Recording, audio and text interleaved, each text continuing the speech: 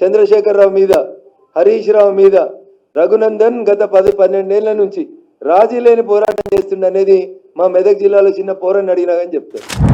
Raghunandan రావుకి compromise politics తెలియదు, రఘునందన్ రావు కాలుమొక్కుడు తెలియదు, రఘునందన్ రావుకి తెలిసింది ముక్కుతుడిగా మాట్లాడే తెలుసు. చంద్రశేఖరరావు అయినా గట్లే మాట్లాడతాడు, రఘునందన్ రావు, రేవంత్ రెడ్డి అయినా గట్లే మాట్లాడతాడు. 10 ఏళ్ళు జయ జయ హే తెలంగాణ జననీ జయకేతనం అనే పాటను గుర్తించే సూరత్ లేదని చంద్రశేఖరరావుని నిండు అసెంబ్లీలో నిలదీసిన ఒకే ఒక ఎమ్మెల్యే ఎవడంటే అది రఘునందన్ రావు తప్పితే ఇంకొకరు కాదు. ఇలా దానికి సినిమా బాణీలు, సినిమా వేషాలు, సినిమా రంగులు అద్ది ఈయనేదో క్రెడిట్ కొట్టుకునే నాటకాలు చేసాడు మాకు రాదు రేవంత్ రెడ్డి గారు. అందుకని నేను ఏమంటున్నా అంటే రేవంత్ రెడ్డి గారిని, హరీష్ రావు గారిని, నేను ఎవరు దయాదాక్షిణ్యాల మీద గెలవలేదు. మా భారతీయ జనతా పార్టీ బూత్ అధ్యక్షుల దగ్గర నుంచి మొదలుకుంటే మా మెదక్ పార్లమెంటు పరిధిలో ఉన్న ప్రతి కార్యకర్త తన్ మన్ ధన్ పెట్టి రగన్న గెలవాలని కొట్లాడితే ఆ అహంకారపూరితమైనటువంటి కేసీఆర్ కుటుంబానికి, హరీష్ రావు అనేటువంటి దుర్మార్గమైనటువంటి క్రియలకి మా మెదక్ పార్లమెంటు ప్రజలు ఇచ్చినటువంటి తీర్పు నా మెదక్ గెలుపు. నేను వాడేవాడో వీడేవాడో వేస్తే గెలవలేదు. నేను ఎవరి దయాదాక్షిణ్యాల మీద ఈ కుర్చీలోకి రాలేదు.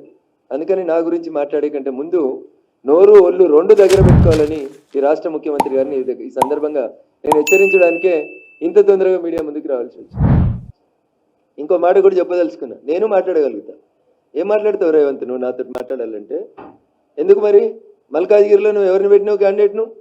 పక్క జిల్లా వాళ్ళని తెచ్చి ఎందుకు పెట్టినావు? ఎవరికి అమ్ముడు పోయినావు? ఎవరికి అమ్ముకున్నావు మల్కాజ్గిరి సీటు? ఎంతకు అమ్ముకున్నావు? నువ్వు గెలిచిన సిట్టింగ్ సీట్ ఓడిపోతే మాట్లాడే తెలివిలేనివి మెదక్ గురించి ఎందుకు నువ్వు మాట్లాడుతూ ఉన్నావు? ఏదో బీసీ బిడ్డనట, ఎప్పుడు యాదికి వచ్చిర్రు బీసీ బిడ్డలు? ఆ బీసీ బిడ్డ నీ మహబూబ్ నగర్లో ఒక్కడు గెలిచిండు కదా, మరి ఆ బీసీ బిడ్డకి ఎందుకు మంత్రి పదవి ఇవ్వలేదు? ఆ కులం మీద అంత ప్రేమ ఉంటే, బీసీల మీద అంత ప్రేమ ఉంటే క్యాబినెట్లో సగం ఎందుకు ఇవ్వలే? ఏదో బీసీ కులగణన చేస్తాం కాంగ్రెస్ చెయ్యి, 6 నెలల నుంచి ఎవడొద్దన్నాడు? సర్పంచ్ ఎలక్షన్లలో కూడా ఇదే రిజల్ట్ వస్తుంది. ఆడలేక మధ్యలో ఓడిందని గెలవడం చేతగాక సొంత ఊర్లో గెలవనున్నాడు, పక్కన ఉన్నవానికి శుద్ధులు చెప్తాడు.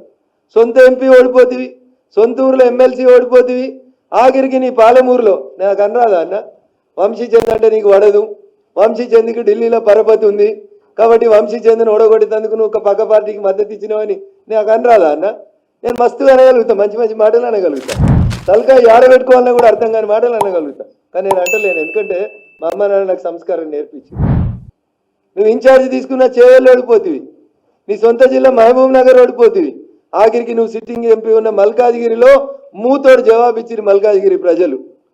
ఏం మాట్లాడుతూ ఉన్నావు? నాకు హరీష్ రావు సపోర్ట్ చేసినది నీకు చేతనైతే భుజంగరావు అనేటువంటి ఏసీపీ చెప్పిన స్టేట్మెంట్ మీద ఎందుకు హరీష్ రావు అనేటువంటి అరెస్ట్ చేస్తలేవో చెప్పు. ఓటుకు నోటు కేసులో నిన్ను పట్టపగలు బొక్కలు ఇరిచి గుంజుకపోయారు కదా, మరి ఇలా భుజంగరావు చెప్పిన స్టేట్మెంట్ మీద హరీష్ రావుని కాపాడుతుంది ఎవరో చెప్పాలి రేవంత్ రెడ్డి. ఎందుకు అరెస్ట్ చేస్తలేవు హరీష్ రావుని? కాళేశ్వరంలో కుంభకోణం అయింది, ఎవరు? నీళ్ళ మంత్రి హరీష్ రావు కాదా? ఎవరు హరీష్ రావు తోటి ములాఖత్ అయింది? నువ్వా నేనా? ఫ్లైట్లో కలిసి బిజినెస్ క్లాస్లో ముచ్చట్లు పెట్టుకుంటామైంది నువ్వు హరీష్ రావా నేను హరీష్ రావా? కులం ఒకటి ఉందని నోటుకొచ్చినట్టు మాట్లాడతావా? వెంకటరామరెడ్డి నీ నెంబర్ 2 నీ కుర్చీ ఎత్తుకపోతా అని చూస్తున్నా పొంగిలేటి శ్రీనివాసరెడ్డికి సడకుడు కాదా? సడకుడో వియ్యం కూడా కాదా? నీకేమన్నా చేతనైతే ముందు నీ అడ్మినిస్ట్రేషన్ చూసుకో. రఘునందన్ రావు అనేటోడు ఎన్నికలు జరుగుతున్నటువంటి టైంలో 150 సార్లు సిద్దిపేట సిపికి ఫోన్ చేసిండు, మెదక్ ఎస్పీకి ఫోన్ చేసిండు, సంగారెడ్డి ఎస్పీకి ఫోన్ చేసిండు.